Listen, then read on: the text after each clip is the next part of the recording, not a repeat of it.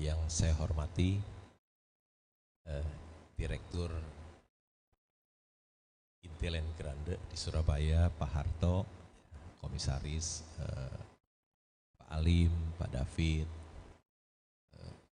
pemilik dari Pak Eka, dari Profes dan Ibu, Pak Happy, Pak Wihardi, yang urus kawasan industri Ngoro, Pak Edison,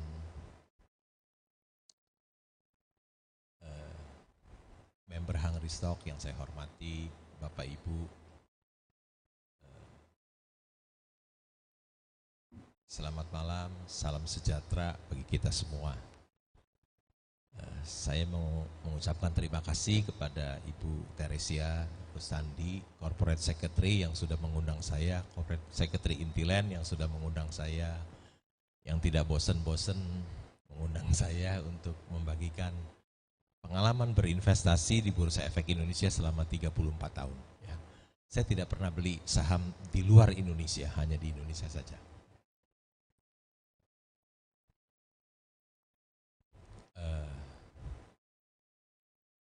Bisa ditayangkan materi saya. Next. Bisa. Nah, saya ingin bercerita mengenai tentang Warren Buffett. Dia memiliki kekayaan yang tembus 100 miliar dolar. Kalau kita kalikan 15.000 itu kira-kira kekayaannya ada 1.500 triliun.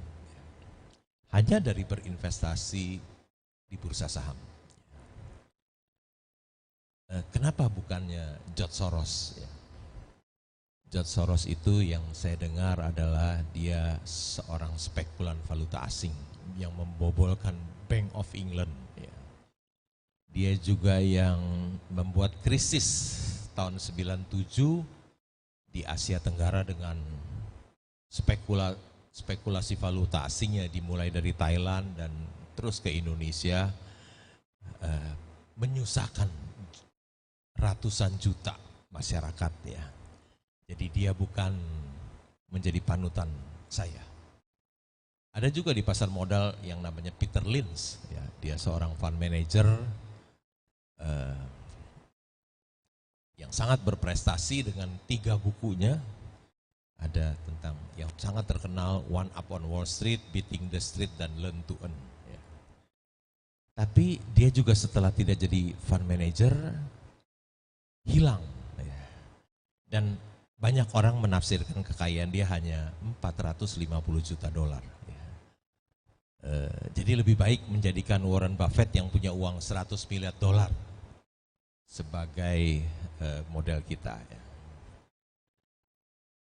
Dia hanya berinvestasi di bursa saham. Ya. Jarang sekali ada orang yang berani membeli saham. Ya, seorang investor saham itu langka. Ya. Profesi yang sangat langka. Bapak Ibu bisa cek orang-orang yang punya perusahaan sekuritas, orang-orang fund manager, periksa hartanya ada di mana. Di properti? Enggak. Mayoritas uangnya di properti semuanya, enggak di saham.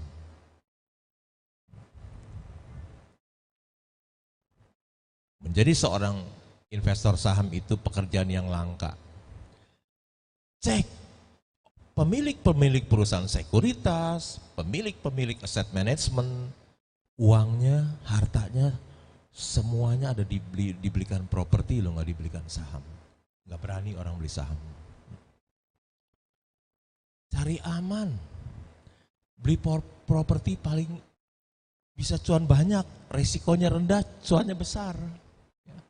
Bisa properti cuan besar. Coba Bapak Ibu beli di Geraha Family, ya. Goldview tahun 98 misalnya. Harganya berapa? 700.000 per meter. Sekarang berapa? Kalau 35 juta. Ada capital gain keuntungan 5.000% loh. Risikonya ada nggak? Nggak ada, beli properti asal jangan pakai utang ya. Bisa cuan. Itu semua yang tinggal di Geraha Family, yang beli dari Intiland, cuan semua. Cuan semua.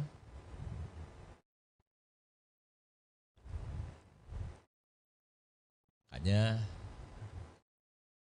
hampir semua masyarakat kita, semua kalau punya uang, belinya properti.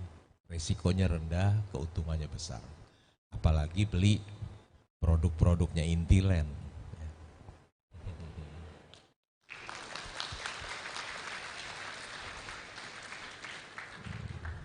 Coba beli Geraha Family Goldview 700.000, sekarang 35 juta kan capital gainnya 5.000%.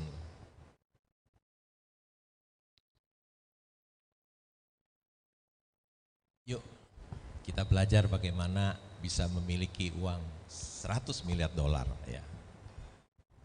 Next. Warren Buffett bilang yang pertama, I never invest in anything that I don't understand. Never, enggak pernah. Tapi masyarakat kita hampir semuanya beli kucing dalam karung. Dia tidak tahu apa yang dia beli. Makanya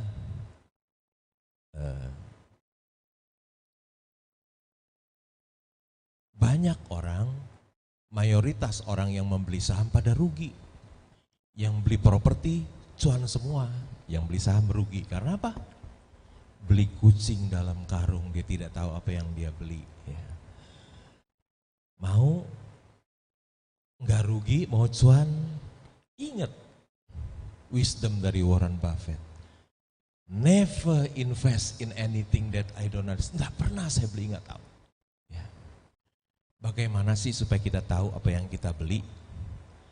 Cuman satu cara, baca annual report. Ya. Saya kalau ketemu Ibu Teresia, yang saya minta dong annual report Intiland buat saya baca. Ya. Di annual report itu kita tahu siapa pemegang saham mayoritasnya, pengendali perusahaan, siapa direksi dan komisarisnya, apakah mereka orang-orang yang jujur dan berintegritas, atau orang yang tidak jujur, yang suka mengambil uang perusahaan. Kalau kita beli satu perusahaan yang dikendalikan oleh orang-orang yang tidak berintegritas, yang tidak jujur, yang suka mengambil uang perusahaan untuk memperkaya dirinya, bagi saya seorang sleeping shareholder sangat mengerikan, sangat mengerikan ya. Di depan mata kita uang kita diambilin gitu. Sangat mengerikan ya. Jangan pernah membeli perusahaan yang dikelola oleh orang yang tidak jujur, tidak berintegritas. Saya bersyukur saya bisa menjadi pemegang saham di Intiland ya.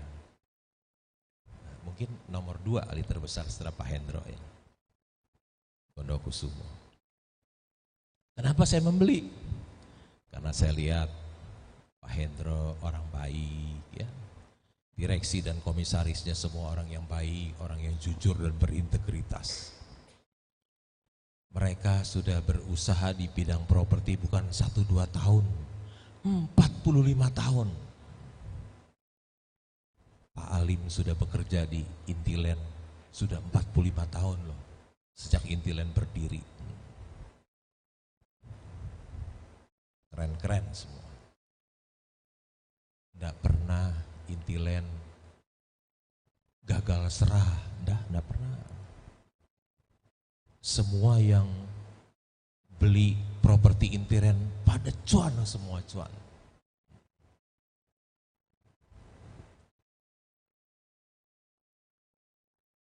Yang kedua,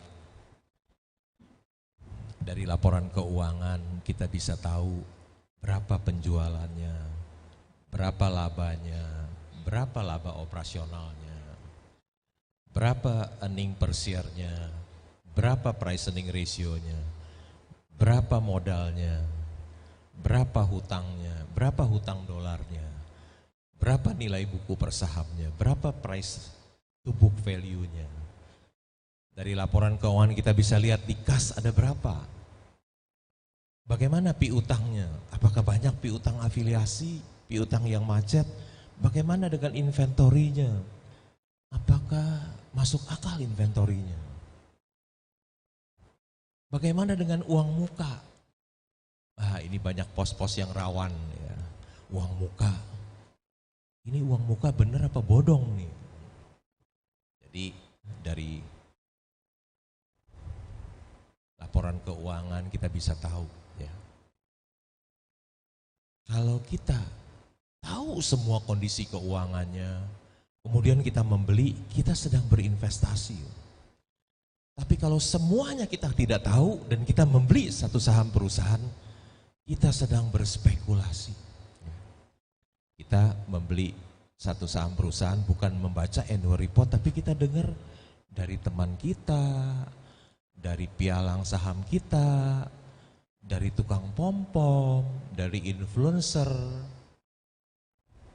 Ingat, itu semuanya sangat berbahaya. Ya.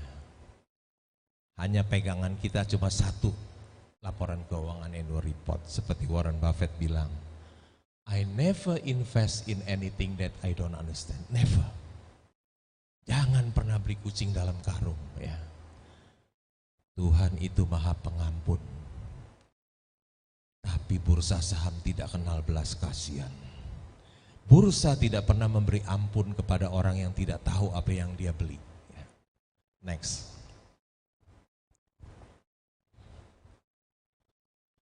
Be fearful when the others are greedy and be greedy when the others are fearful. Kalimat sederhana ini bisa bikin kita kaya. Kalau kita melakukannya, bukan kita hafal. Hafal sangat mudah, melakukannya tidak mudah. Ketika orang takut, ketika semua teman-teman kita takut, kita ikut takut.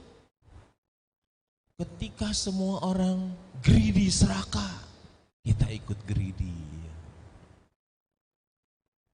Coba waktu 3 tahun yang lalu ketika COVID, IHSG kita turun 3.900 loh. Semua orang takut. Dunia kayaknya mau kiamat, jalanan sepi gitu kan, pada mati semua orang.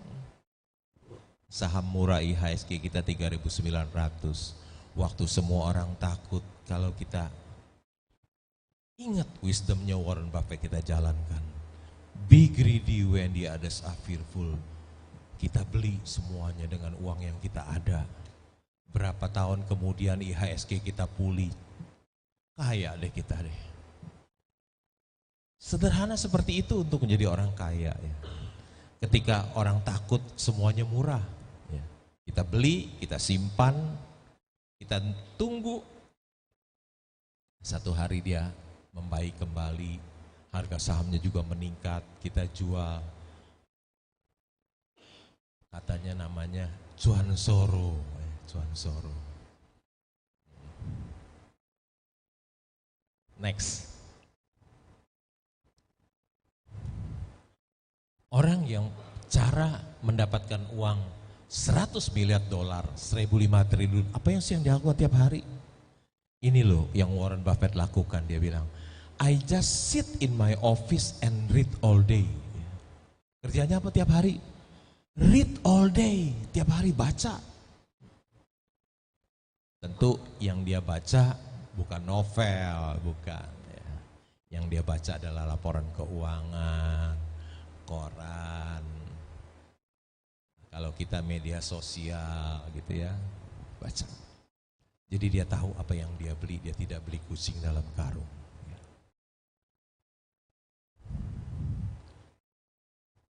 Sit in my office and read all day. Saya biasa pagi-pagi bangun tidur saya ambil 4 koran di depan rumah saya. Anak muda udah gak baca koran, mahal koran 900.000 sebulan. Ya. Saya udah baca koran 40 tahun, berhenti sayang, ya udah bayar aja terus dah. Ada informasi yang kadang di media sosial gak ada, di koran ada. Ya. Dapat informasi, wah bisa cuan bermiliar-miliar ya. Ada 900.000 jadi kecil ya. Baca koran sambil minum secangkir kopi, saya duduk di taman ya. Kalau dia di office, saya nggak punya office, jadi saya duduk di taman. Saya nggak punya office, duduk di garden tiap hari di taman. Itu yang paling saya nikmati setiap hari ya.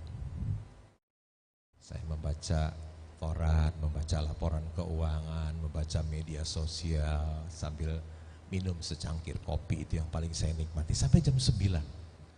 Jam 9 mulai perdagangan saham.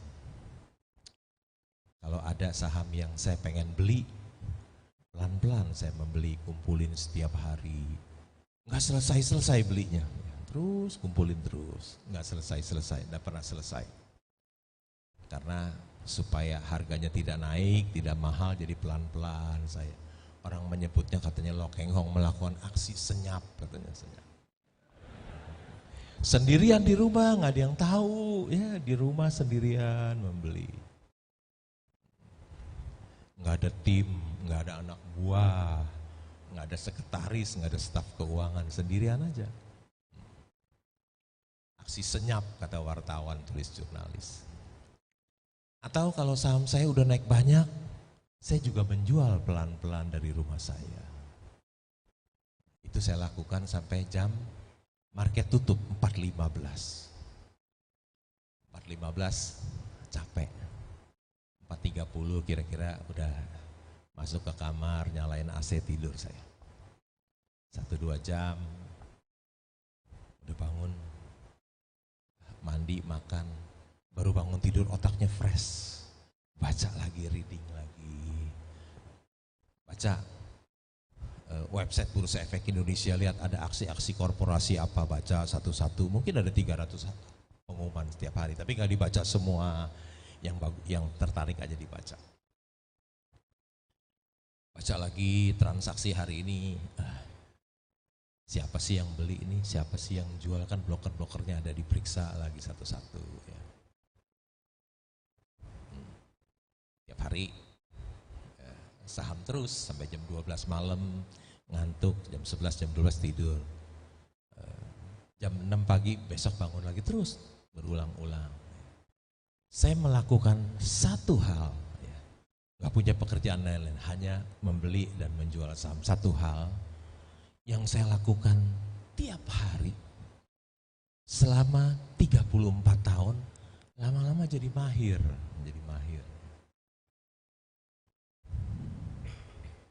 Tiap hari dia membaca Warren Buffett. Orang yang banyak membaca, dia jadi banyak tahu.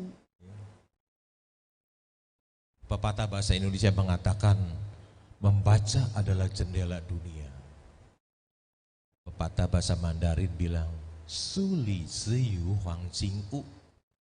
Suli artinya di dalam buku, huang jing artinya emas. Huang jing artinya emas, u dari u, se dari rumah. Di dalam buku ada rumah emas. Orang yang banyak membaca, dia jadi banyak tahu. Orang yang banyak tahu, dia dekat dengan kepintaran. Orang yang dekat dengan kepintaran, dekat dengan kekayaan. Membaca adalah sumber inspirasi. Mau kaya, lakukan apa yang Warren Buffett lakukan. Ya. Baca laporan keuangan. Next. You don't need to be a rocket scientist. Investing is not a game where the guy with the 160 IQ beats the guy with the 130. Bukan yang pinter ngalahin yang kurang pinter, ya, IQ-nya rendah. Dan engkau tidak perlu menjadi seorang rocket scientist, ilmuwan yang bisa membuat roket. Enggak. Menjadi seorang investor saham yang sukses, cukup pendidikannya SD, tamatan SD saja. Asal bisa tambah, bagi, kurang, kali, dan prosentase. Itu saja. Nggak perlu bisa integral, diferensial, sinus, kosinus, tangan, kotangan. Itu buat orang yang rocket scientist. Saya dari tamat SMA tahun 79 sampai sekarang, 44 tahun ya. Saya nggak pernah pakai lo integral diferensial, nggak pernah pakai. Dulu capek-capek belajar waktu SMA. Yang saya pakai cuma itu doang, tambah, bagi, kurang, kali, dan prosentase, itu aja. Kemarin saya ketemu dengan seorang bapak yang hebat sekali. Saya lihat rumahnya, luasnya 65.000, bangunannya 5.000, rumahnya mewah seperti bintang 5. View-nya juga cakep. Ya, kaget juga ya, ketemu orang yang punya rumah luasnya 65.000. View-nya cakep, rumahnya cakep.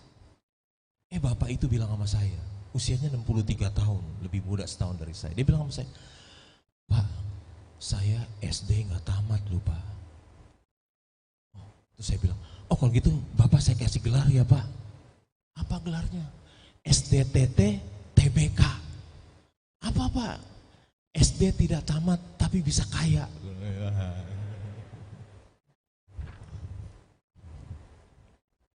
Ya lu, saya bilang Bapak, dari ngomongannya saya lihat Bapak pinter loh. Ya Pak, orang kaya pasti pinter Pak. Dia bilang, kalau nggak pinter kan nggak bisa kaya. Dia bilang begitu. Ya, nggak perlu jadi rocket scientist kata Warren Buffett. Next. The stock market is a device for transferring money from the impatient to the patient. Warren Buffett bilang, pasar modal adalah perangkat untuk memindahkan uang orang tidak sabar kepada orang yang sabar. Jadi kalau Bapak Ibu orang yang tidak sabar, hati-hati. Nanti uangmu, hartamu bisa pindah ke orang yang sabar. Bisa pindah, transfer melalui bursa saham. Sabar itu ilmu tingkat tinggi. Belajarnya setiap hari. Ujiannya sering mendadak. Tapi orang yang lulus iso cuan soro. So cuan soro.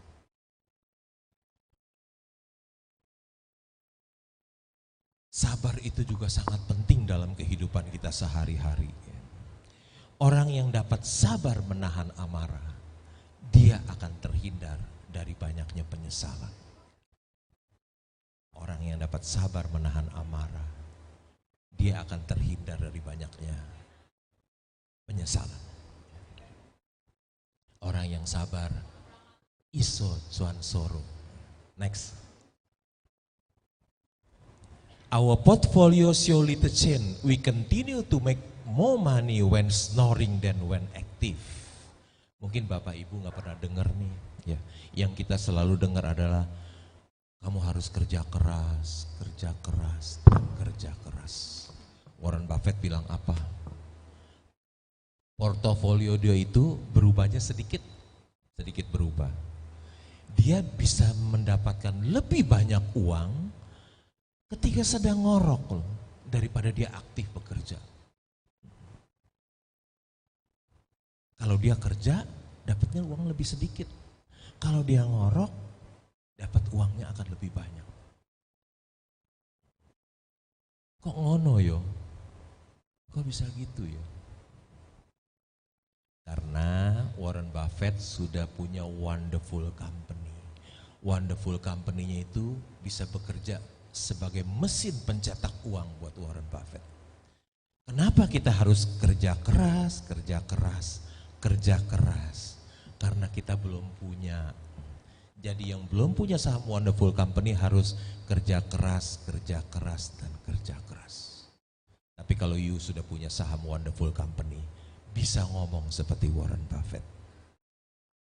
We continue to make more money when snoring than when active. Saya sih cuman kecil-kecilan aja dapatnya uang. Tadi Pak Lukas sudah sebut, dapat dividen ABMM 45 miliar, dapat dividen. Kerja nggak saya? Enggak.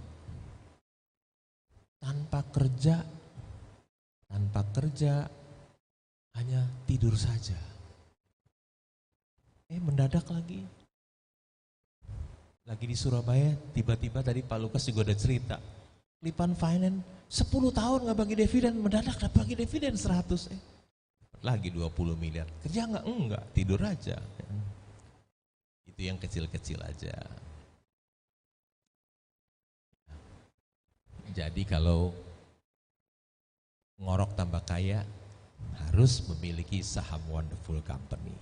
Kalau belum punya, nggak boleh ngorok, harus kerja keras dan kerja keras.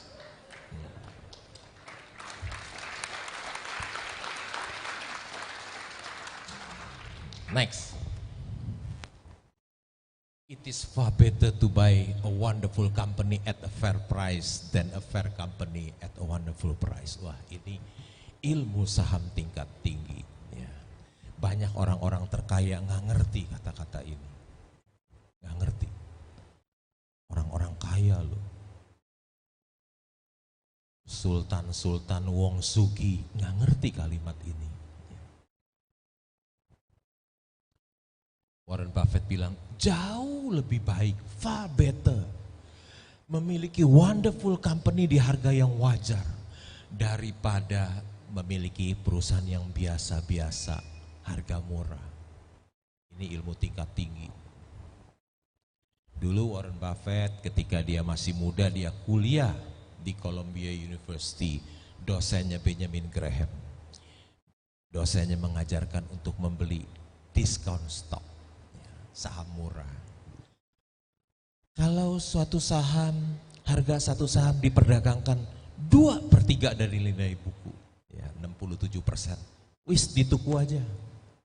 Tuku aja wis, 2/3 dari nilai buku, ya tuku aja diskon. Tapi satu hari dia membaca buku Philip Fisher, judulnya Common Stock and Uncommon Profit. Dia belajar tentang wonderful company. Ketika dia punya wakil yang namanya Charlie Munger yang usianya jauh lebih tua dari dia. Dia belajar wonderful company. Charlie Munger latar belakangnya Master of Law seperti Pak Happy ini.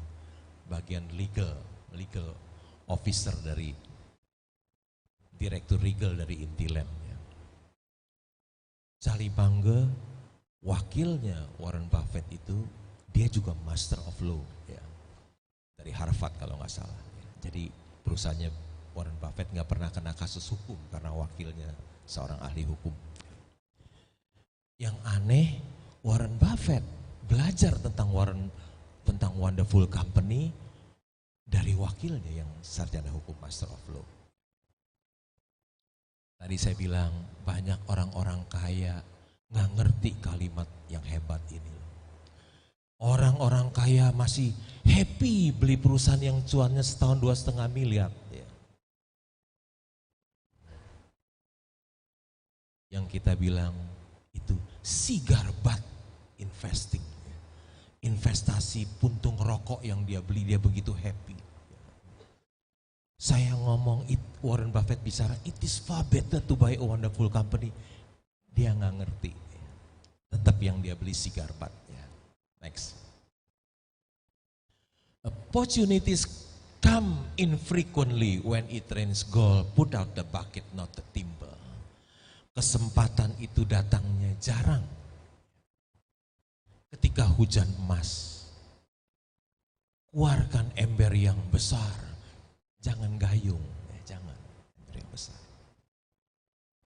Ketika COVID datang 2020, IHSG 3.900, saham-saham pada jatuh harganya, jatuh. Jangan takut, itu adalah hujan emas. When it rains gold, hujan emas, itu hujan emas. Di mana kita bisa beli perusahaan yang hebat, yang bagus dengan harga yang murah, diskon. Ketika hujan emas, jangan beli sedikit-sedikit. Beli seluruh dengan uang yang ada, keluarkan ember yang besar. Jangan. pakai gayung yang kecil. Ya. Ini wisdom dari Warren Buffett yang bisa bikin kita kaya. Next. Risk comes from not knowing what you are doing. Resiko itu datang dari ketidaktahuan kita. Ya. Di seluruh dunia, orang mengatakan saham itu high risk, high gain. Ya, di seluruh dunia, saham itu katanya high risk, high gain. Tapi Warren Buffett bilang, risk comes from not knowing what you are doing. Resiko itu datang dari ketidaktahuan kita. Orang yang tahu, dia bisa membeli yang low risk high gain, saham-saham yang low risk high gain. Tapi orang-orang yang tidak tahu, dia bisa membeli saham-saham yang high risk low gain. Orang yang tahu, dia bisa membeli saham-saham yang low risk high gain. Tapi orang yang tidak tahu, dia bisa membeli saham yang high risk low gain. Karena Warren Buffett bilang, resiko itu datang dari ketidaktahuan kita. Next. Next.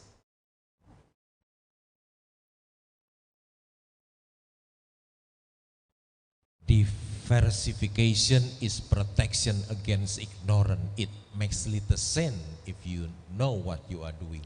Yeah. Diversifikasi itu adalah melindungi ketidaktahuan kita. It makes little sense. Tidak masuk akal. If you know what you are doing, jika engkau tahu apa yang engkau lakukan. Sekolah-sekolah bisnis di dunia ini mengajarkan diversifikasi. Katanya don't put all eggs in one basket. Kalau kita punya uang, jangan taruh semuanya dalam satu keranjang. Ya. Kalau kita punya uang, ada uang cash 20%, obligasi 20%, properti 20%, apalagi 20%, saham 20%, itu yang lain, diversifikasi. Semua pakar-pakar keuangan di dunia ini juga mengajarkan diversifikasi. Tapi Warren Buffett bilang, diversifikasi itu untuk melindungi ketidaktahuan kita.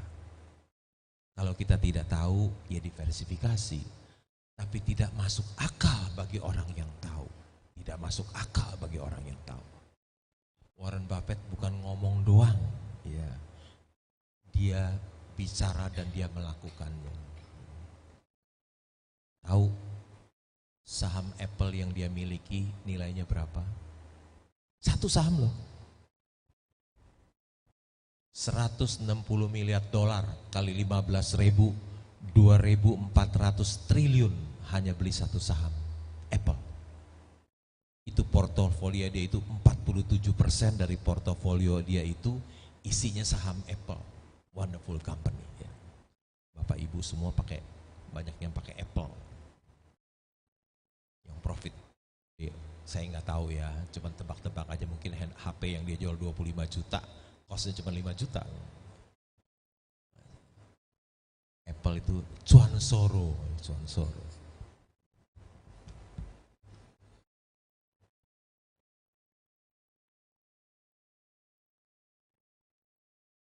Tidak masuk akal bagi orang yang tahu untuk melakukan diversifikasi. Kalau ada Mercy yang dijual harga bajai, ojo tuku ake-ake, tuku siti ae. Tuku siti. Lucu ya orang Betawi ngomong Jawa ya.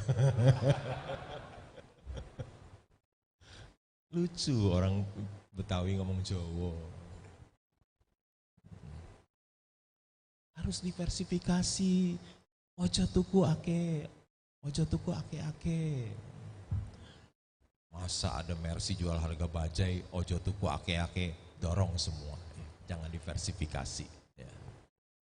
Masa ada berlian yang dijual harga kerikil, diversifikasi, enggak lah, dorong semuanya uang yang ada. Seperti Warren Buffett beli saham Apple. Satu saham 160 miliar dolar, 2.400 triliun satu saham Apple. Next. Successful investing takes time, discipline and patience, no matter how great the talent or effort. Something just take time. You cannot produce a baby in 1 month by getting 9 women pregnant. Investasi yang sukses dan berhasil itu perlu waktu, disiplin dan kesabaran. Takes time, ya.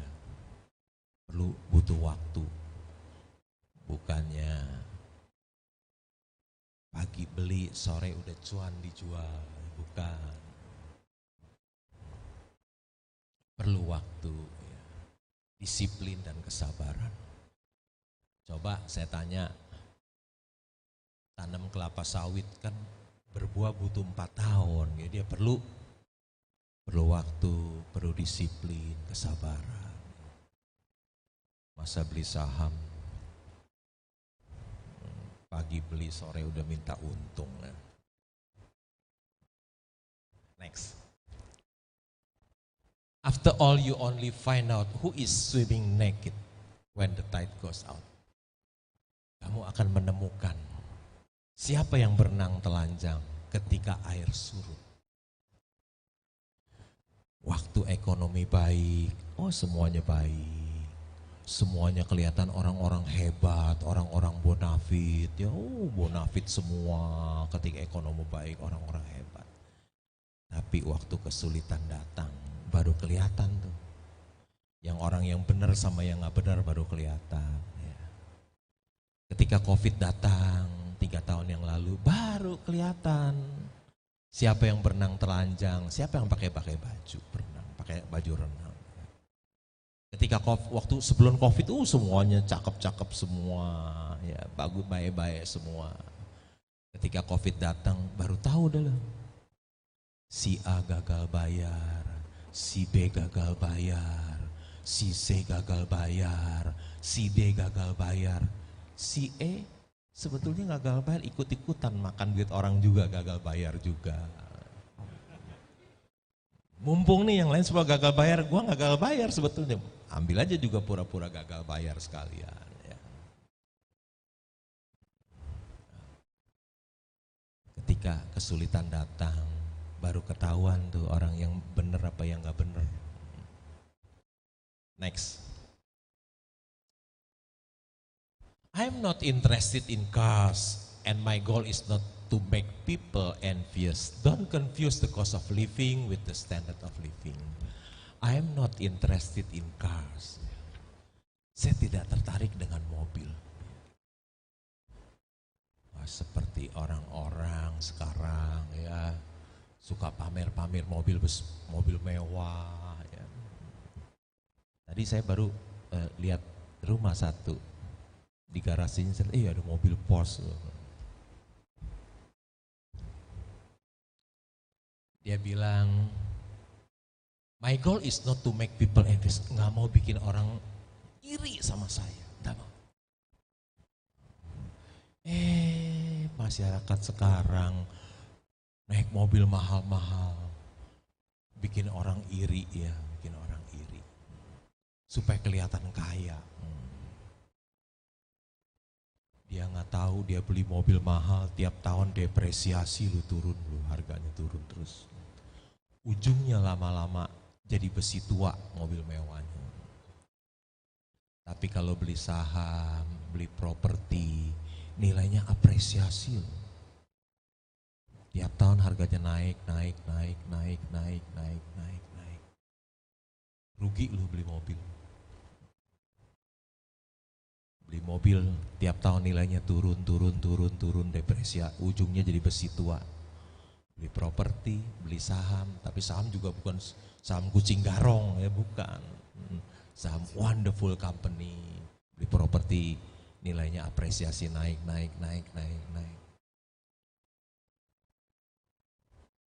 Kamu beli mobil mewah, digerogotin lo sama mobil depresiasi, uang. Beli saham, beli properti, naik terus, apresiasi.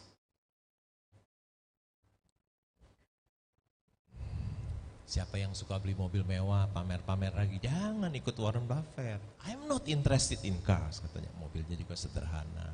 Ya. Next. Wall Street is the only place that people ride to in a Rolls Royce to get advice from those who take the subway. Wall Street itu satu-satunya tempat, the only place. Orang yang naik Rolls Royce minta nasihat investasi dari orang yang naik subway.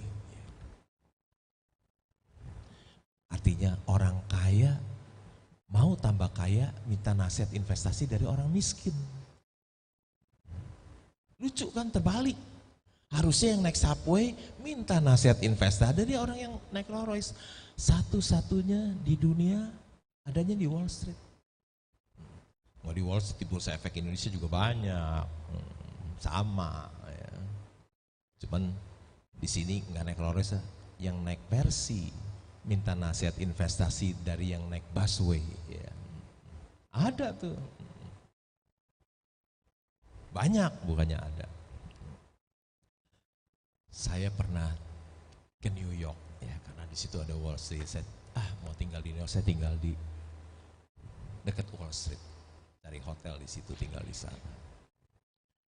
Habis dari Wall Street bawahnya ada subway. Ya. Kalau di Indonesia, di Jakarta, di Singapura, di Hong Kong, di China, di mana-mana, di Bangkok, subway-nya bagus-bagus semuanya. Karena baru-baru. Ya. Coba masuk subway di Wall Street. Ini beneran loh. Saya masuk ya, saya keluar lagi, saya takut loh. Karena karatan-karatan tempatnya gitu ya, besi-besi. Karena kenapa? Subway-nya sudah dibangun 100 tahun yang lalu, jadi menyeramkan situasinya. Tapi karena udah keluar, besok-besok, aduh paling enak naik subway, paling murah ya, gampang masuk lagi deh. Tapi keretanya sih bagus, cuman gedungnya aja yang jelek, usianya sudah 100 tahun lebih. Next. To invest successfully, you need not to understand beta, efficient market, modern portfolio theory, option pricing, emerging market. Yeah. You may in fact be better off knowing nothing of this. Nasihat dari Warren Buffett. Capek deh lu belajarin ginian. Understand beta, efficient market, modern portfolio teori, option pricing, ya, emerging market. Lu pelajari terus deh semuanya, biar dalam, pelajarin terus. Biar dalam sampai lulus. Terus Warren Buffett apa bilang?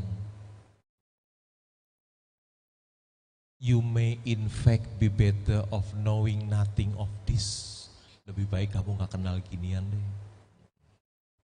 Bukan kata saya, kata Warren Buffett. Belajarlah yang capek, biar capek. Terus udah gitu nggak perlu, kata Warren Buffett. Lebih baik nggak kenal, nggak tahu. Next. I be a bum on the street with a tin cup if the market were always efficient. Profesor Eugene Fama menulis teori pasar efisien dan dia dapat hadiah Nobel. Hadiah Nobel karena teori pasar yang efisien, Profesor Eugene Fama. Tapi Warren Buffett bilang, kalau pasar itu efisien, saya masih jadi gelandangan di jalan. Ya. Kata Warren Buffett, dia tidak setuju dengan Eugene Fama yang dapat teori hadiah Nobel mengatakan pasar itu efisien. Ya. Pasar itu tentu tidak efisien. Ya. Di pasar kita bisa membeli Mercy seharga bajai. Di dunia nyata tidak ada orang yang bodoh yang mau jual Mercy-nya di harga bajai. Di bursa ada, ya. Yang teliti dia bisa dapat Mercy harga bajai, wah happy dapat Mercy harga bajai.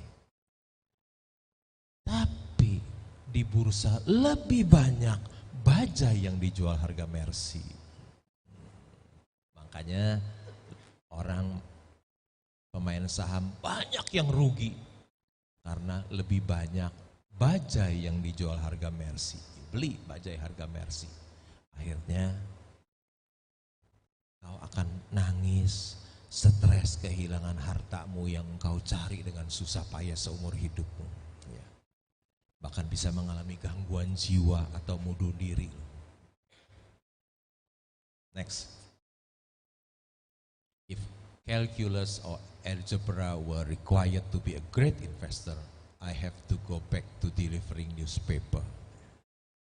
Kalau kalkulus dan aljabar dibutuhkan untuk menjadi seorang investor yang hebat, saya harus kembali jadi loper koran. Warren Buffett sekarang usia 93 ya. Mungkin jadi loper koran usianya masih ya anggaplah 13 ya, udah 80 tahun yang lalu. Saya di rumah masih punya loper koran loh. Jam 6 kurang dia udah datang lempar koran ke rumah saya. Dia bilang kalau kalkulus dibutuhkan untuk jadi investor saham, saya akan kembali jadi loper koran. Artinya kalkulus, integral, diferensial nggak dibutuhkan. Hanya butuh tambah, bagi, kurang, kali, dan persentase untuk jadi seorang great investor. Waktu muda dia supaya punya uang beli saham, dia cari uang. Jadi loper koran. Ya. Dulu belum punya saham Wonderful Company harus kerja keras jadi loper koran. Tapi ketika dia sudah memiliki saham Wonderful Company, nggak perlu lagi jadi loper koran. Ngorok aja tambah kaya. Next. Wall Street makes its money on activity, you make your money on inactivity. Wall Street itu mendapatkan uang dari aktivitas, tapi engkau mendapatkan uang dari ketidakaktifan.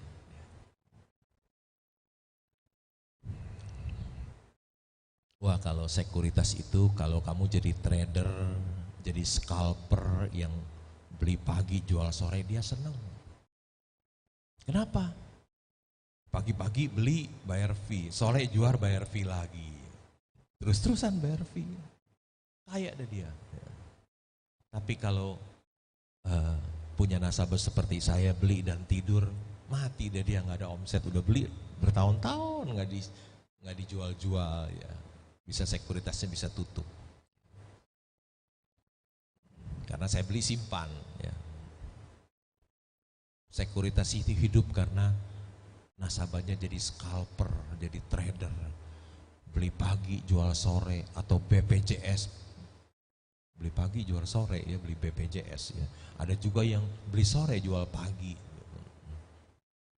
dia trading, begitu trading, beli bayar fee, jual bayar fee, sekuritasnya cuan ya. Ini wisdom nih. Kalau Anda, tapi saya bakalan gak disukai sama sekuritas nih kalau ngomong begini. Dibenci sama sekuritas saya ngomong begini nih ya. Kalau Anda beli dan simpan, Anda akan kaya. Kalau Anda trading, sekuritas Anda yang akan kaya.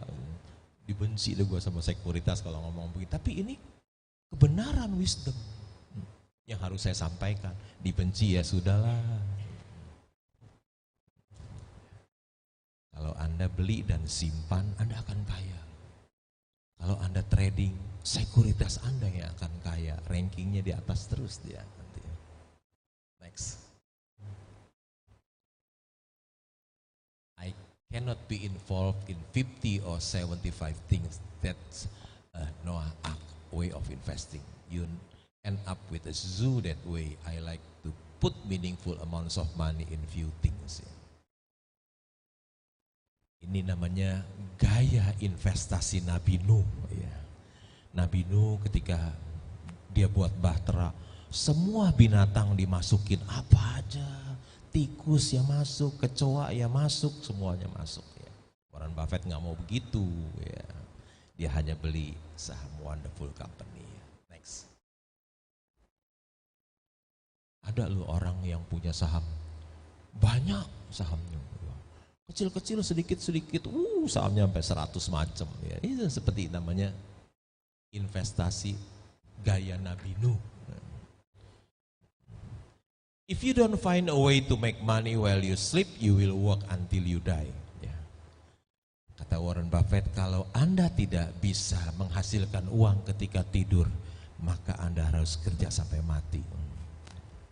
Kalau Anda tidak bisa menghasilkan uang ketika tidur, maka Anda harus kerja sampai mati.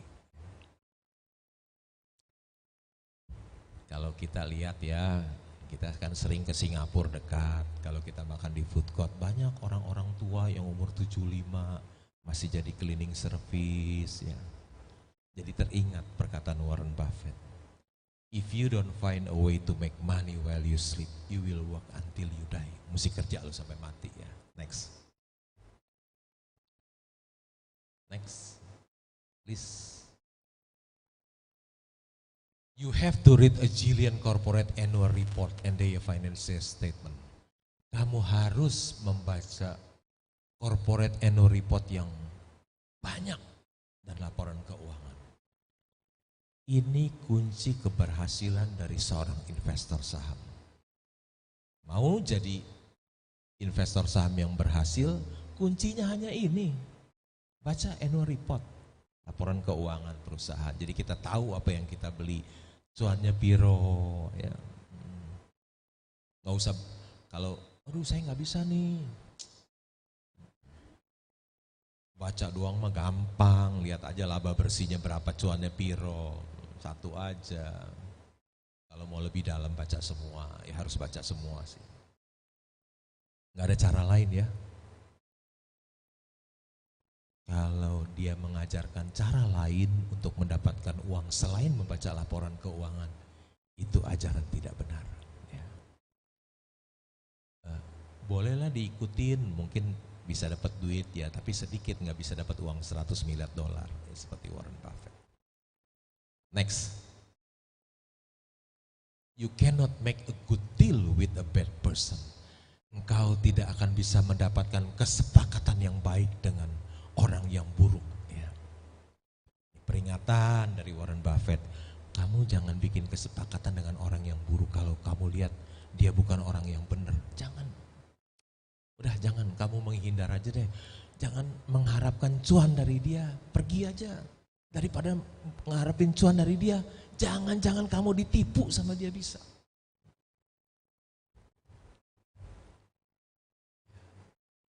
Jangan bikin kesepakatan dengan orang yang buruk. Ya. Jangan pernah.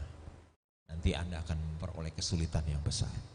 Jangankan bikin kesepakatan lu, bergaul aja dengan orang yang buruk sebaiknya dihindari. Jangan hanya bikin kesepakatan bergaul aja, kalau bisa dihindari. Kenapa? Dihindari. Kalau Anda bergaul dengan orang yang buruk, Anda bisa terseret jadi orang yang buruk loh. Kalau Anda berteman dengan orang yang baik, Anda akan terseret menjadi orang yang baik. Ingat peringatan dari Warren Buffett. Jangankan bikin kesepakatan dengan orang yang buruk, bergaul dengan orang yang buruk aja jangan, kalau bisa dihindari. Karena kalau saya mau tahu orang gampang, saya lihat aja teman-temannya siapa. Gampang. Mau tahu karakter orang? Gampang. Lihat dia berteman dengan siapa. Pasti dia seperti teman-temannya.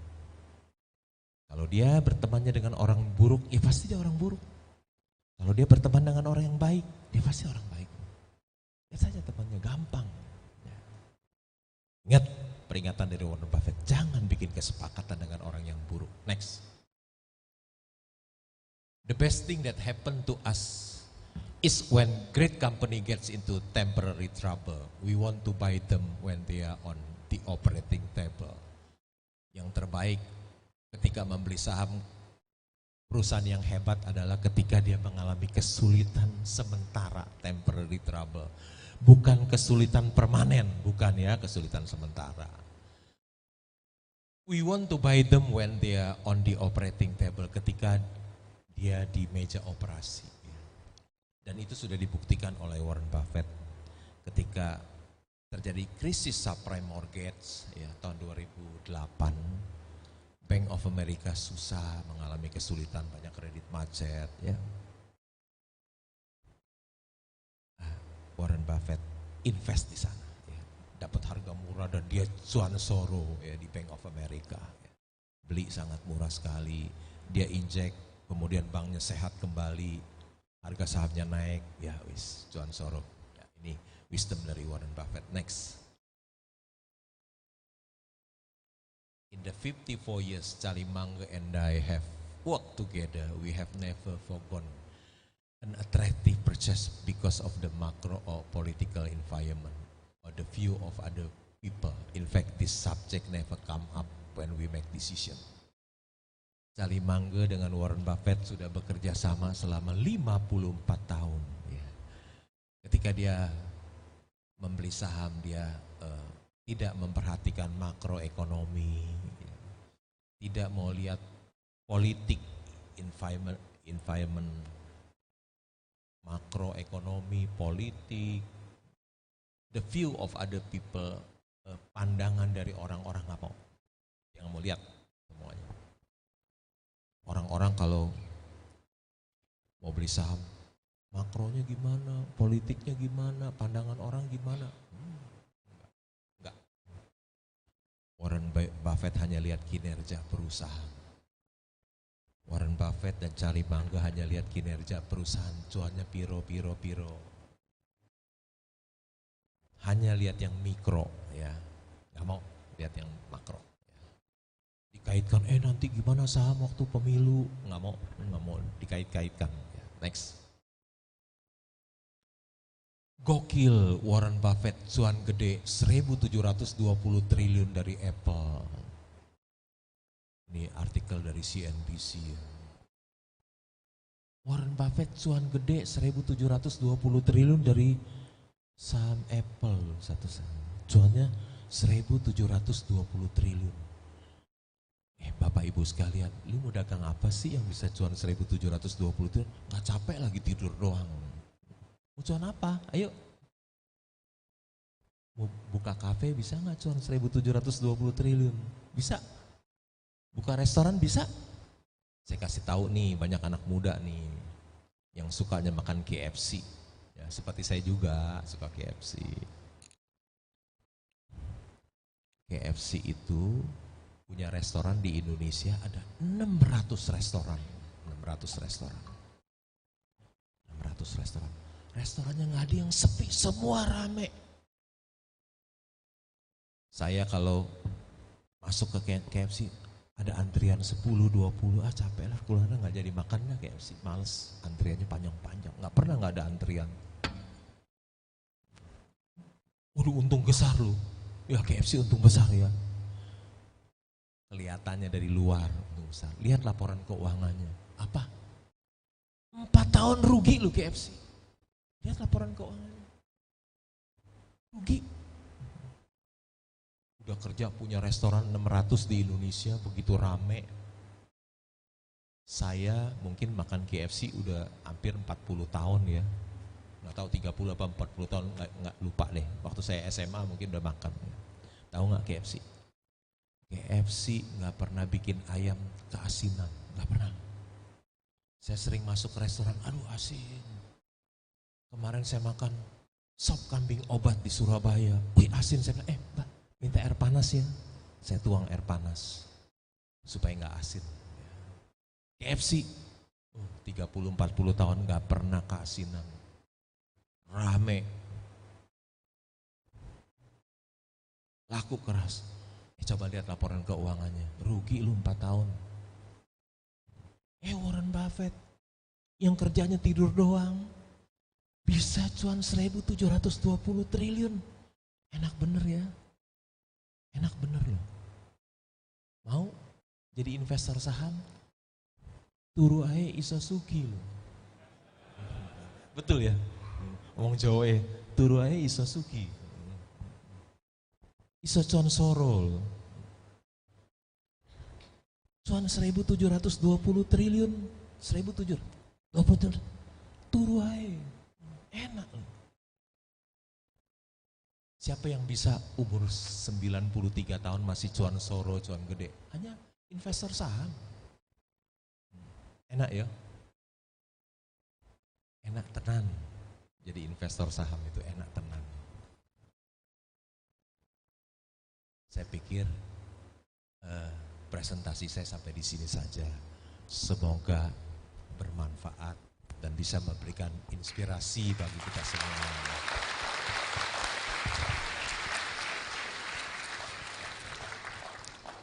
Oke, baik, terima kasih Pak Loh Keng Hong. Sebelum kita masuk ke sesi tanya jawab yang Bapak Ibu udah nanti-nantikan mungkin dalam waktu 3 menit, saya ingin men-summarize apa yang sudah disampaikan oleh Pak Loh Keng Hong selama 45 menit. Mohon ditayangkan slide-nya, tolong. Jadi ada 10 filosofi investasi Pak Loh Keng Hong. Nah, saya mau cerita, ada seorang sahabat baik Pak Loh Keng Hong yang saat ini sedang mengambil doktor di suatu PTN terkenal di Jawa. Ya. Topik penelitiannya atau disertasinya itu adalah tentang filosofi investasi Loh Keng Hong. Keren kan? Pendekatannya kualitatif. Ya, belum selesai. Ya. Nah, di sini saya akan men-summarize apa yang disampaikan Pak Loh Keng Hong. Walaupun tadi Pak Loh Keng Hong itu bicara Warren Buffett wisdom, tapi kita tahu bahwa Pak Loh Keng Hong ini punya guru ya, gurunya itu adalah Warren Buffett. Yang pertama, beli saham adalah beli bisnis. Mungkin ini kita udah sering dengar 10 hal ini, tapi belum banyak yang mempraktekkan semuanya. Ya, kita coba camkan, beli saham adalah beli bisnis. Buy what you know what you buy. Jadi kenalilah apa yang kamu beli dan belilah apa yang kamu kenali. Warren Buffett biasanya menyarankan untuk membeli saham yang di istilahnya itu cycle of competence. Okay. Contoh misalnya saya orang keuangan, saya awal pertama kali membeli saham itu saya beli saham-saham bank karena saya mengenal model bisnisnya. Kalau ada teman saya dia punya showroom mobil dan sepeda motor. Saham-saham yang awal dia beli itu adalah saham-saham otomotif. Kenapa? Karena dia mengenal model bisnis perusahaan itu. Yang kedua adalah, yang pertama ini Pak Loh sering mengatakan jangan beli kucing dalam karung. Ketemunya kucing garong ya Pak Loh ya. Kadang-kadang Pak Loh pakai istilah kucing kurap. Saya coba cari-cari kenapa kucing kurap. Rupanya kucing kurap itu kan banyak kutunya. Akhirnya dia sibuk menggaruk-garuk dirinya sendiri. Ya sibuk dengan dirinya sendiri, nggak produktif. Itu saham. Jangan beli saham kucing kurap. Kedua adalah belilah saham yang berfundamental bagus. Ya, kalau bahasanya Pak Loh profitnya besar, tumbuhnya langgeng, sustainable, pemilik manajemennya berintegritas. Okay. Yang ketiga next.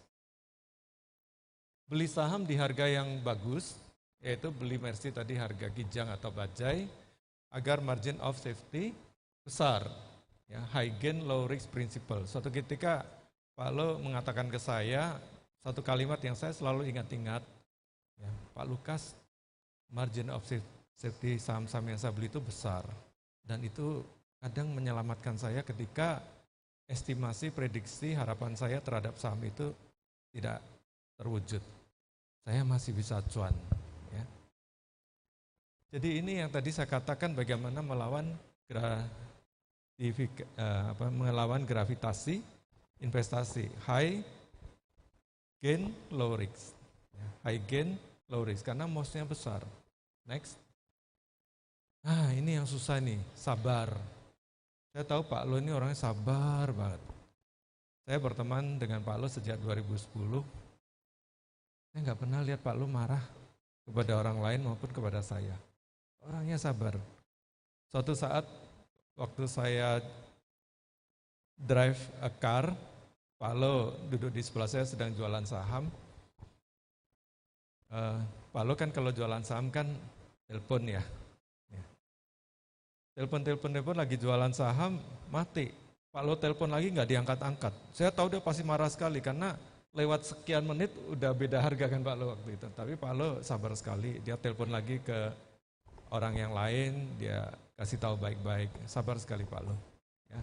Dan itu terwujud ketika beliau itu menunggu setelah membeli saham yang wonderful, sabarnya luar biasa. Ini yang kita mesti belajar. Kelima, uang bekerja ketika kita tidur atau pasif. Nah tadi boleh ngorok. Ngorok dapat uang besar. Tapi syaratnya ingat tadi kalau mau ngorok harus menemukan saham yang wonderful dulu. Ya, kalau tidak menemukan saham yang wonderful jangan ngorok dulu. 6, hindari pakai utang untuk beli saham. Pak Lo pegang betul prinsip ini. Enggak pakai margin. Next, yang ketujuh, hidup hemat, sederhana. Saya itu sering mengagumi ini enggak banyak orang bisa meniru ya. Pak Lo itu aja mobilnya itu Volvo tahun 95 ya Pak Lo ya. Kata Pak Lo itu harga pasarnya 15 juta. Saya sebenarnya ingin beli Pak 15 juta.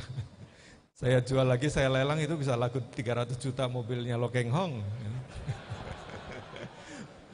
Berapa beker itu. Ya, Pak Lo itu pakai mobil itu. Dulu saya pernah diajak Pak Lo ke bank, ya naik mobil Volvo 15 juta itu. Sampai di bank, orang tajir melintir datang. Wah itu karyawati bank-bank yang cantik-cantik pingin foto semua sama Pak Lo. Saya nggak dihiraukan. Benar juga kata Pak Lo ya, orang semakin kaya semakin kelihatan ganteng gitu.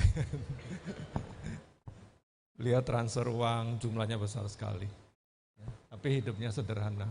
Dan tidak hanya Pak Lo, saya mengenal keluarga Pak Lo cukup baik ya, istri, anak, semuanya hidupnya sederhana. Ya. 8, bertindak ketika muncul kesempatan emas.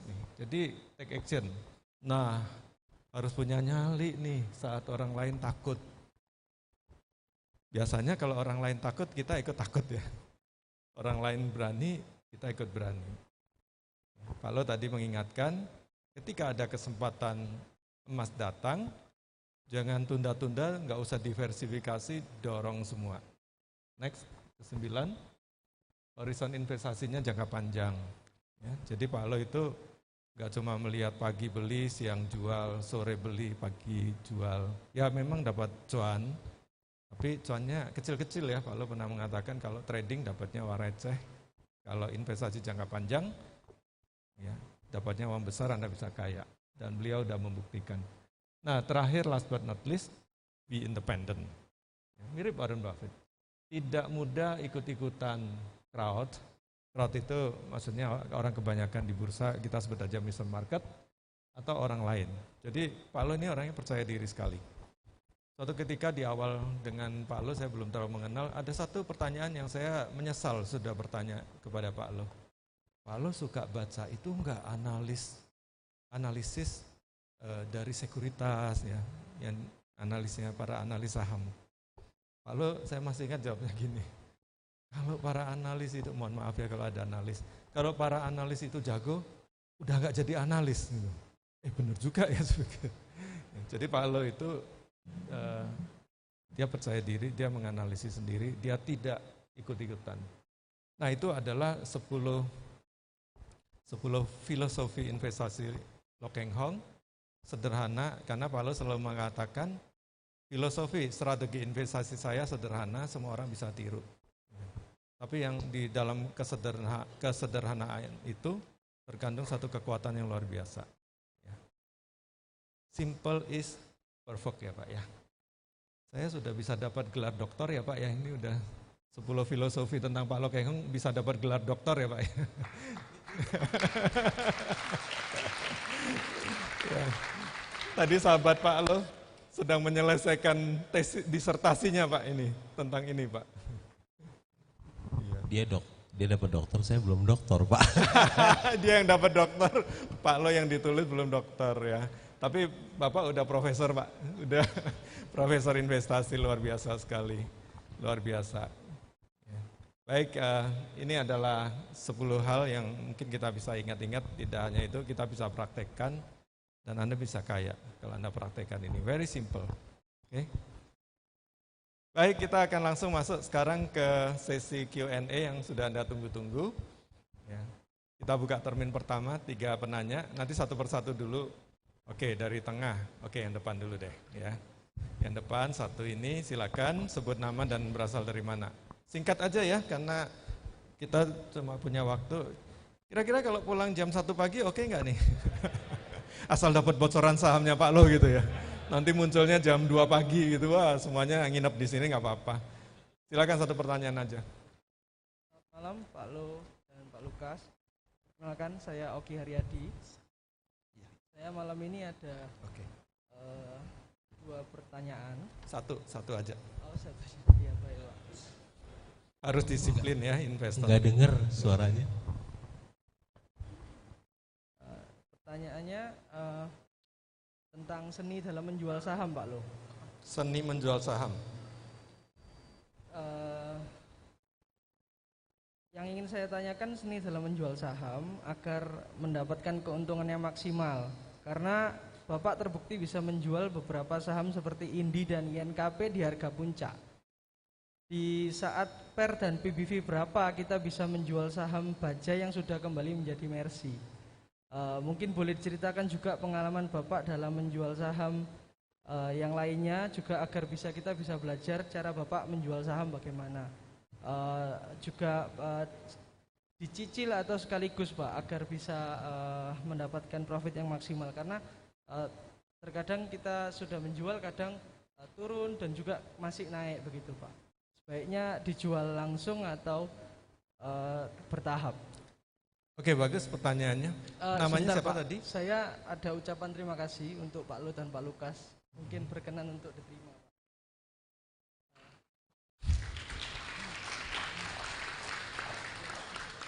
Asal nilainya nggak lebih dari berapa gitu nih gratifikasi. Nggak, guyon-guyon, thank you ya, Tuhan berkati. Namanya siapa tadi? Oki Pak. Oh, Oki. Oke ya, silakan. Ya, terima kasih Oki. Tadi pertanyaannya bagaimana mengenai menjual, seni ya? menjual, Pak. Seni menjual, oke. Ya. Saya pernah tahun 2016 itu membeli saham Indika Energy tadi disebut ya. Di harga 100 lebih ya, 100-an. Padahal nilai buku per sahamnya pada waktu itu 1.600. Nilai buku per saham 1.600 saya beli harga 100 ya. Memang pada waktu itu Indika Energy harga tambang batu bara terbesar mungkin pada waktu itu nomor 3 di Indonesia. Tambang batu baranya anak perusahaan Mekideko Jaya Agung. Harga batu bara gitu $50 ya. Saya membelinya di harga yang murah ya. Ketika saya membeli, pialang saya yang gelarnya MBA dari Amerika, lulusan MBA, dosen di perguruan tinggi swasta. Dia punya maksud baik, tidak jahat sama saya. Dia begini, Pak jangan beli tambang batu bara Pak, masa depan suram. Tapi kan saya tahu itu kan komoditas, hari ini suram, besok bisa cemerlang ya kan.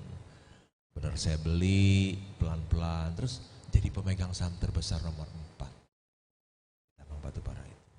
2 tahun kemudian harga batu bara yang suram itu naik.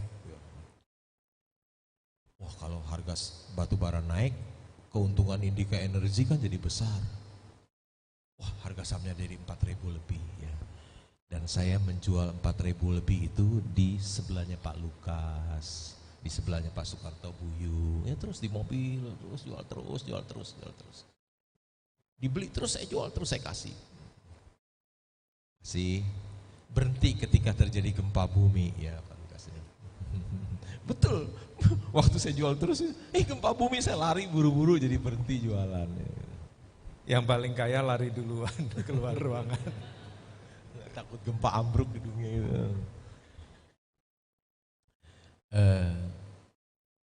Jadi kapan sebaiknya kita menjual? Saya kan beli Mercy harga Bajaj itu tambang batu bara terbesar nomor 3, nilai buku per saham pada waktu 2016 itu 1.600, harga sahamnya 100 loh. Wih murah banget ya. Ini Mercy harga Bajaj saya beli aja terus. Kapan yang terbaik kita jual? Ketika si Bajaj itu kembali menjadi Mercy. Ketika si Bajaj yang kita beli Mercy harga Bajaj itu kembali jadi Mercy kita jual. Di dunia nyata nggak ada Mercy yang dijual harga bajai hanya ada di bursa. Ya. Jualnya bertahap apa sekaligus? Saya pemegang saham keempat terbesar di Indika, kalau sekaligus bukannya hancur harga sahamnya, ya enggak lah, hancur lebur dia, ya kan. Ya pelan-pelan, di rumah sendirian jual pelan-pelan. Ada yang pasang beli jual, kebetulan Pak Lukas jemput saya jual terus pelan, bertahap.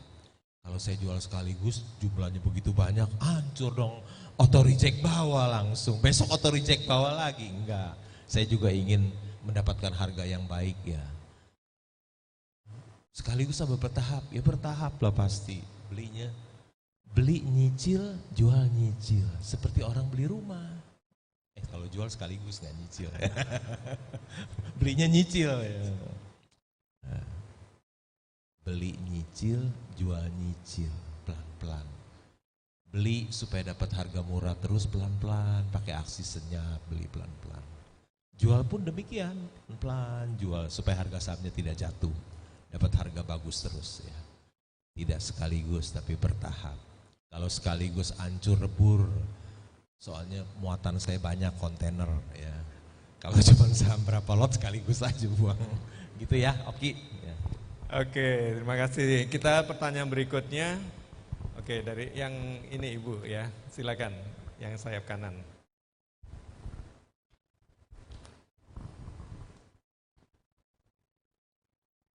Ya, bisa dibantu.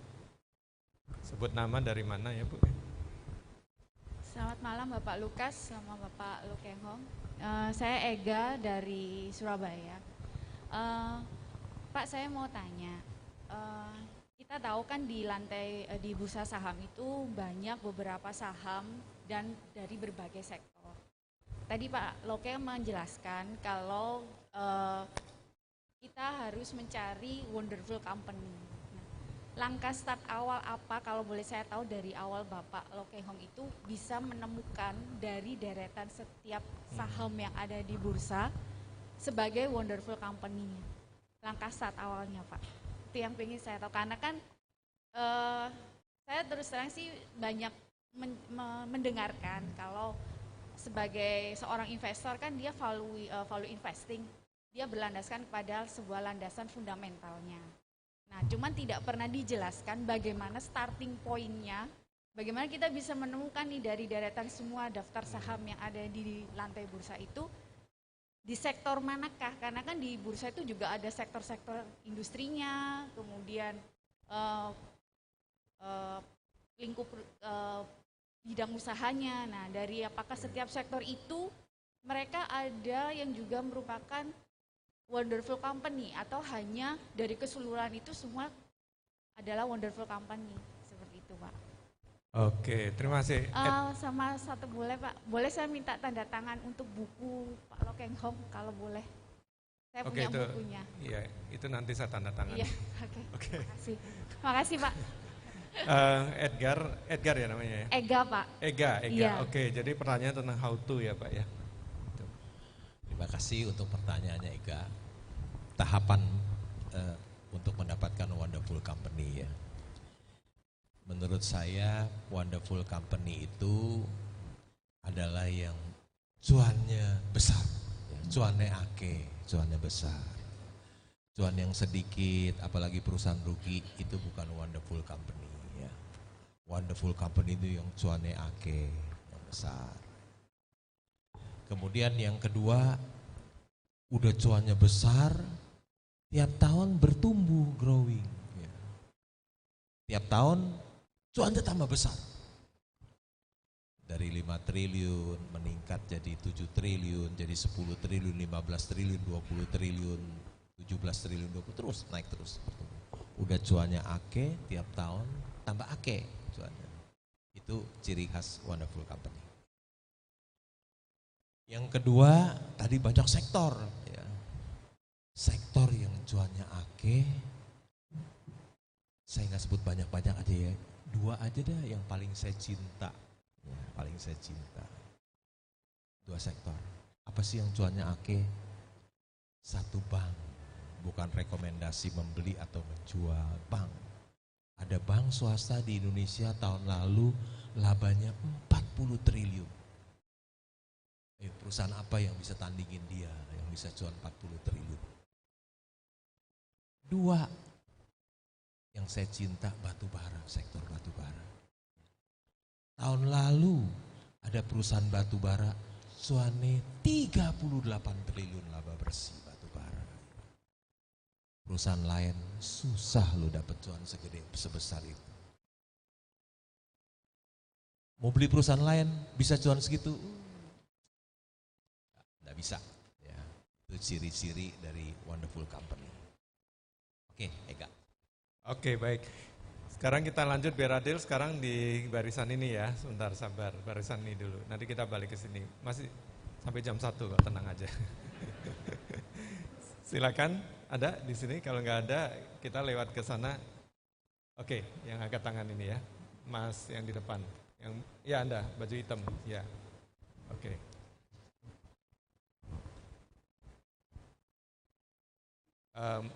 Pengarah suaranya minta tolong.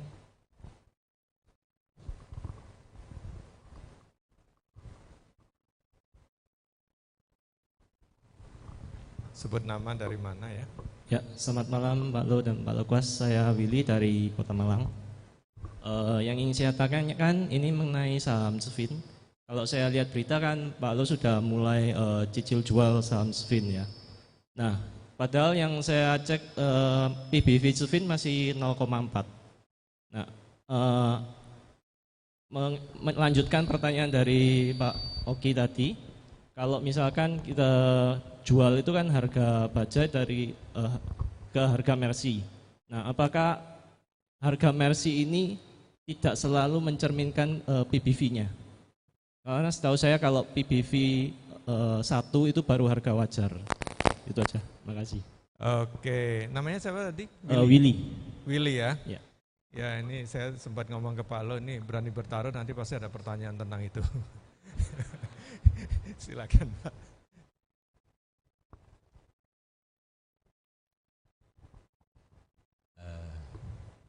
Kenapa saya jual saham Klipan Finance ya? Saya punya 200 juta saham lebih, jualnya cuma 4 juta saham aja, nggak banyak ya. Tapi sudah menggemparkan seluruh Indonesia saya jual. Sampai orang Malang aja tahu gitu kan, saya jual. Saya punya saham 200 juta saham lebih, cuma jual 4 juta. Sedikit, padahal dia pinter juga, nilai bukunya masih 1.300 ya. Apalagi ditambah cuan tahun ini, bisa jadi 1.500 kan cuannya. Saya kan beli saham itu 200, naik ke 500 lebih. Ya, jual sedikit lah, saya jual sedikit karena ingat loh, ada orang yang bilang, bukan saya yang bilang ya, karena saya kan punya sahamnya. Orang bilang gitu, Penin, grup Penin itu nggak bakalan kasih kamu cuan, kata dia gitu. Grup Penin nggak bakalan, saham Penin tuh nggak bakalan kasih kamu cuan, susah naiknya, benar bertahun-tahun nggak naik. Tapi saya pikir saya beli 200 terus 500, lumayan juga ini grup Penin untung 150%, jualnya sedikit gitu, sedikit. Nggak banyak loh, sedikit, padahal masih terlalu murah sebetulnya ya. Cuman happy aja dari grup Penin bisa cuan 150%. Tapi sebetulnya masih jauh dari harga wajarnya. Nilai bukunya kan tahun ini ada kredit macet yang sudah di write off, bisa dibayar 557 miliar kalau tidak salah. Kalau tambah tahun ini, 1 tahun ini first quarter kan udah 108 miliar, kalau kali 4 400 miliar tambah kredit macet yang 1 triliun ya. Jadi nilai bukunya mungkin bisa jadi 1.500. Harga 500 masih terdiskon jauh. Tapi mungkin termakan omongan orang yang biasa susah naik, tiba-tiba saya bisa untung 100, jualnya sedikit lah. Kira-kira gitu, karena Kalau kita lihat emang bisa berpuluh-puluh tahun, berpuluhan tahun sahamnya nggak naik gitu, tiba-tiba bisa cuan 150%, ya udahlah iseng-iseng Bang. Kira-kira gitu ya. Oke, Willy bisa tidur tenang ya, Willy ya, udah dengar tadi ya. Sebenarnya menurut saya sih Pak Lo itu cuma iseng pengen ngetes jantung Anda itu sehat enggak gitu loh. Tes dikit. Ada yang udah pingsan gitu ya, cepet-cepet nunggu besok mau jual. Oke, kita lanjut tadi balik ke sini, tadi ada yang angkat tangan. Oh ya, ini Wines dari Palembang misalnya, jauh-jauh dia. Ini membernya Hang Restock ikut visit juga, karena dari jauh kita beri kesempatan. Silakan Wines. Selamat malam Pak Lukas, Pak Lokeng Hong. Terima kasih ya kesempatannya. Saya Wines Pak, member Hang Restock, datang dari Palembang, Sumatera Selatan. Ya demi acara ini dan langsung mendengar Pak Lokeng Hong Pak. Izin Wines ingin bertanya Pak, tentang sektor coal Pak. Pak Lokeng Hong pernah berkata di saat indeks coal gocap Pak 50, Bapak mengatakan itu kesempatan Pak untuk membeli. Dulu Pak di coal saat harga 50. Di saat coal naik ke 400 seperti belakangan tahun kemarin Pak 400, itu juga masa perusahaan yang PI-nya masih rendah gitu Pak, ya itu masih tergolong murah Pak. Jadi saatnya kita untuk membeli Pak. Coal gocap beli, coal 400 beli Pak. Nah saat ini belakangan coal terkoreksi Pak, indeksnya menjadi 100 something lah Pak gitu.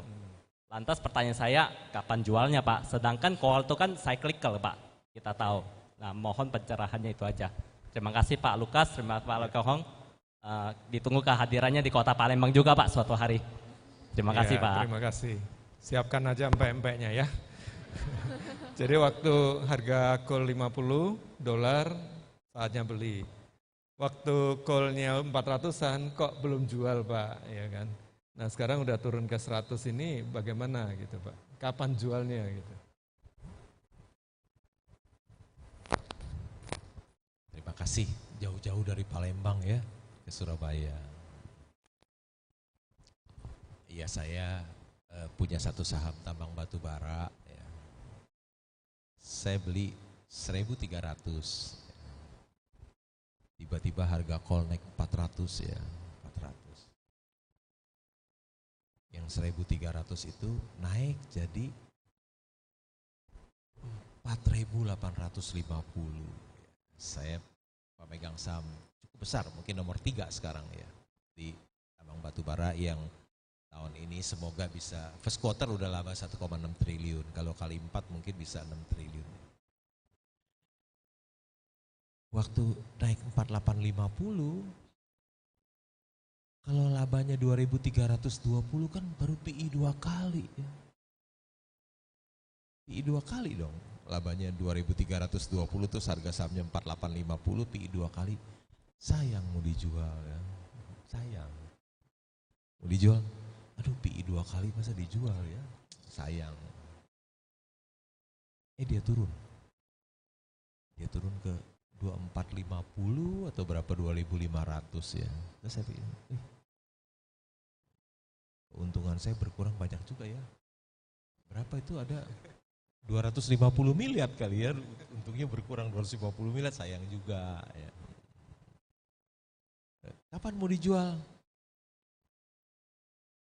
4.850 aja nggak dijual, masa 3.000 dijual gitu ya, tetap simpen ya. Jadi lebih murah lagi sekarang, kira-kira gitu. Kapan mau dijual? Jawabannya sederhana, mudah. 4.850 nggak dijual, masa 3.000 mau dijual gitu. Gitu ya. Oke. Baik, kita lanjut lagi. Oke, di sini. Oke, Erwin boleh silakan. Ya, singkat. Nanti semua dapat giliran.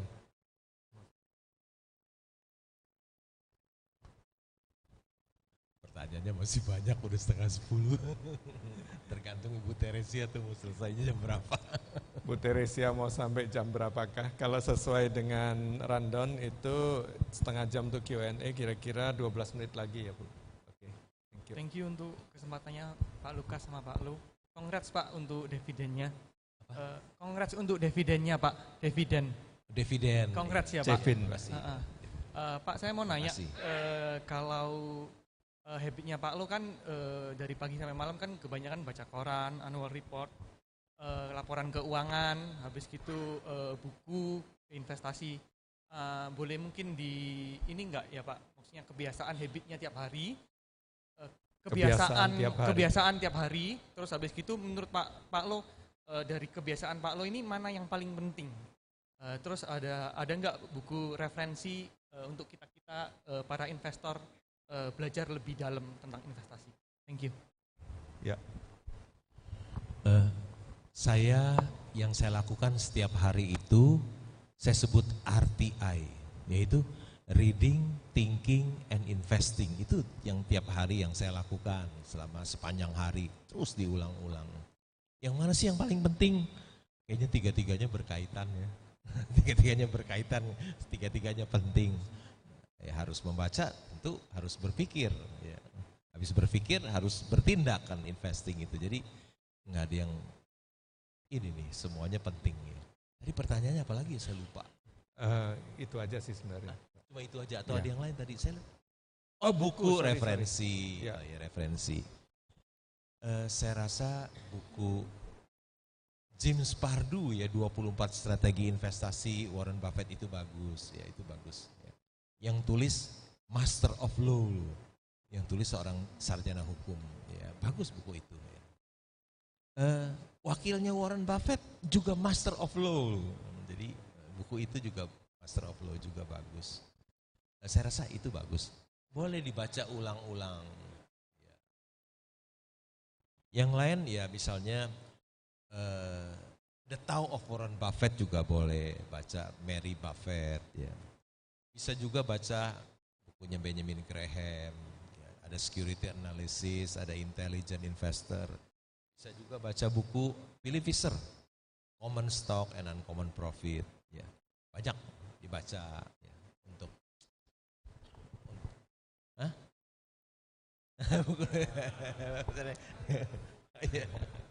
Ya. Kira-kira gitu ya. Ya. Baca buku biografinya Lo Keng Hong, orang miskin yang jadi triliuner di Bursa Efek Indonesia. Pengarangnya hebat loh itu pengarangnya. Oke. Enggak, saya bergurau ya. Saya ini cuma juru tulisnya Pak Lo Keng Hong. Supaya apa? Pengalaman ilmunya Pak Lo Keng Hong yang begitu berharga itu tetap terjaga dan bisa dibaca oleh semua masyarakat Indonesia supaya mereka bisa berinvestasi saham secara baik, hasilnya benar caranya. Oke, tadi silakan ya, yang baju hitam kaos.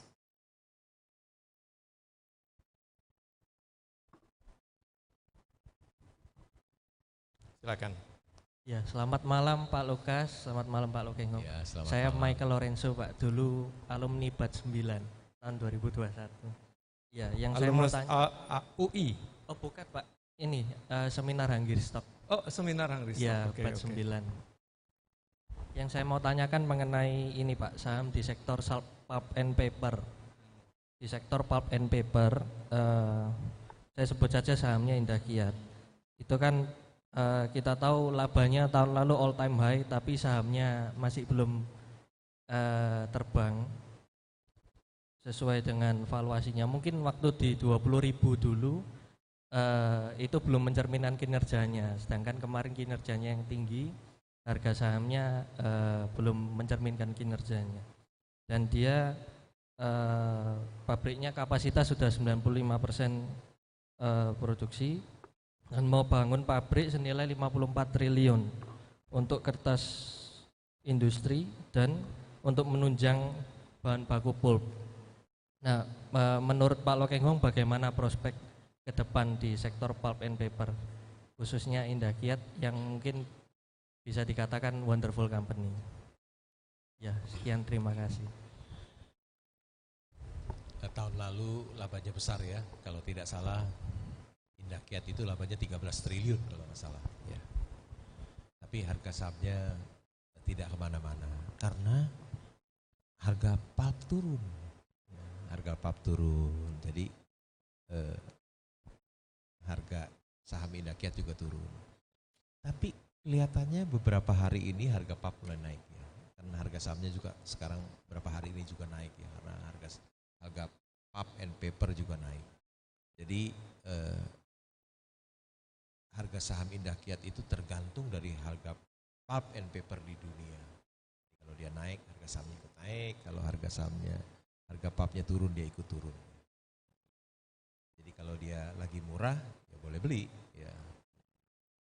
Nanti jangan udah mahal baru beli, jangan. Ya. Kira-kira gitu ya. Oke, yang jelas ya saham komoditas. Baik, kita ya yang di depan silakan.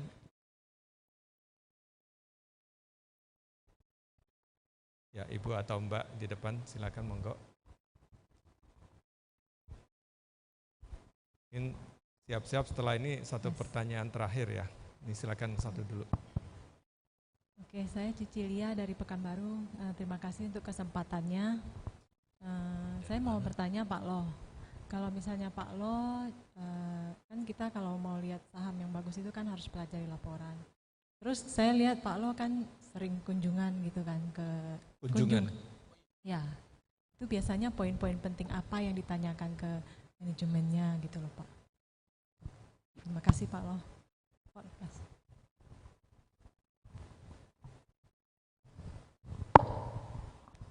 Yang ditanyakan poin-poin apa ya, semuanya ditanyain ya. Lihat apa yang kita nggak ngerti kita tanyain, semua kita tanyakan ya. Hampir semua.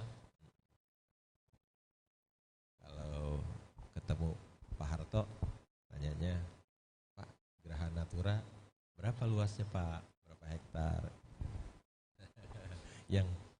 yang sudah terjual berapa? Sisanya land banknya berapa? Begitu. Jadi semua yang terpikir kita tanyakan aja yang kita nggak ngerti. Kayak gitu ya. Oke. Oke. Lanjut. Sebentar. Yang belakang deh, yang duduk belakang ya, silakan.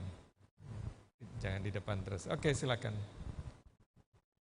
Selamat malam Pak Lokeng Hong, Pak Lukas. Nama saya Gary dari Jakarta ya. Saya mau tanya mengenai saham BMTR. BMTR. Itu kan ada isu akan merger dengan MNC ya. Kalau misalnya mergernya jadi itu yang diuntungkan yang mana Pak ya? BMTR-nya atau MNC-nya? Itu aja Pak. Terima kasih. Yang diuntungkan DILD Pak. Enggak, saya bergurau. BMTR dengan MNCN kalau merger yang diuntungkan yang mana Pak? DILD.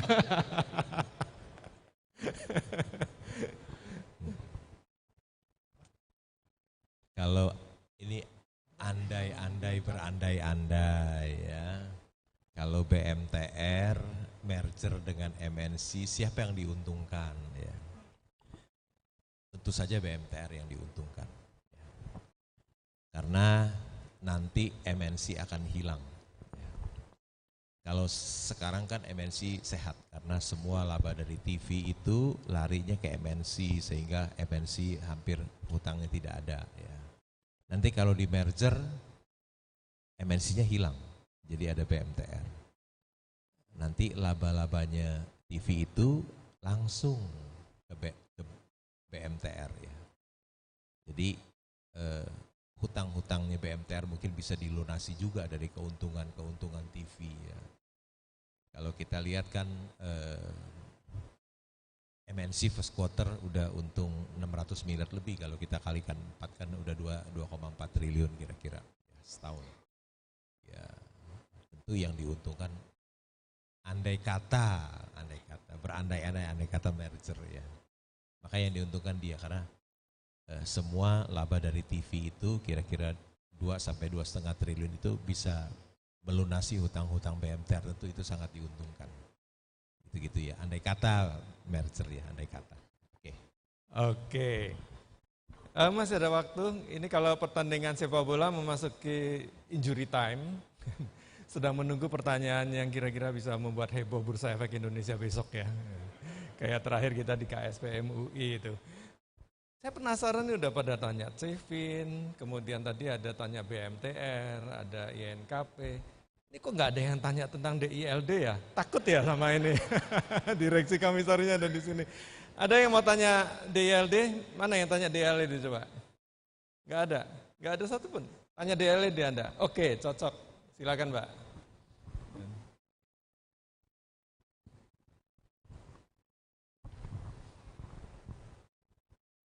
Salam kenal Pak, saya Susi dari Surabaya. Pak Lo, saya mau tanya, Bapak kan sering mengatakan supaya beli saham Mercy yang dibeli dengan harga bajai. Nah, kami kan sangat ingin beli saham Mercy di harga bajai. Tapi sebagian saham-saham yang Bapak beli, apabila dilihat pada laporan keuangannya, banyak saham-saham Bapak yang pada dasarnya merugi. PI-nya negatif dan operating margin-nya rendah. Misalnya, harga saham-saham komoditas saat Bapak beli selalu dalam kondisi rugi. PI negatif dan marginnya rendah. Juga saham DILD yang Bapak beli saat ini juga masih rugi. Setelah Bapak beli dan Bapak tunggu, baru beberapa saat kemudian menjadi untung dan harga saham naik, misalnya saham GJTL juga. Mohon Bapak dapat menjelaskan perbedaan perusahaan yang kelihatannya jelek, tapi sebenarnya potensi menjadi saham Mercy dengan perusahaan yang jelek karena memang kualitasnya jelek. Itu saja ya Pak, terima kasih. Oke, terima kasih. Terima kasih atas keberaniannya, nanti pulang minta diantar satpam ya.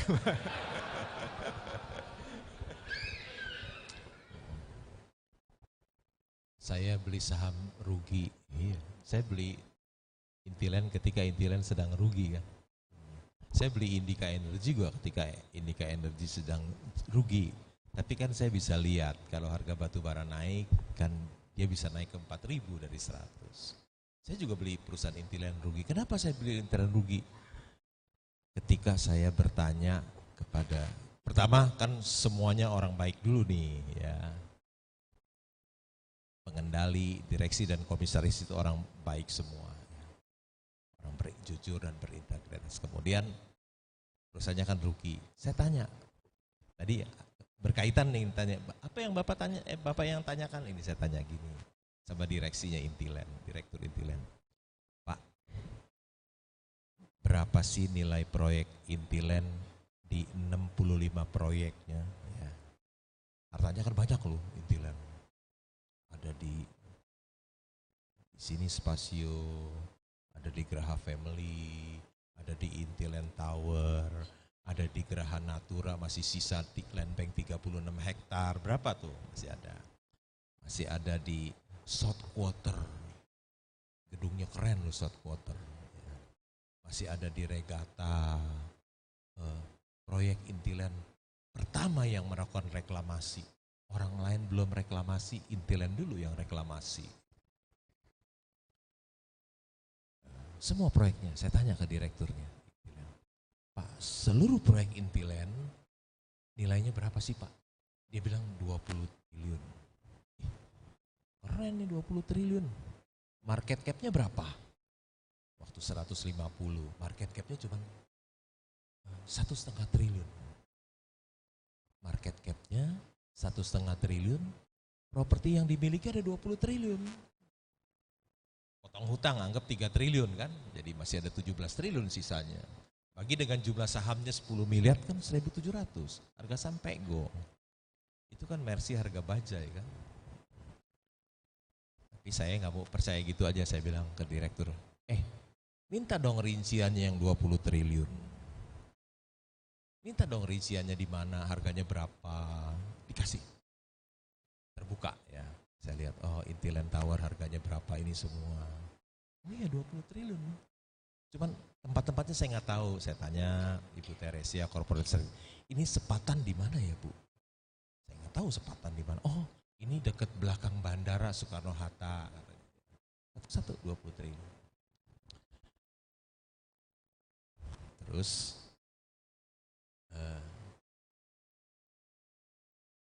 Sudah saya tahu perinciannya 20 triliun, potong utang mungkin 3 triliun, 17 triliun dibagi dengan jumlah sahamnya 10 miliar lembar, kan 1.700 per saham.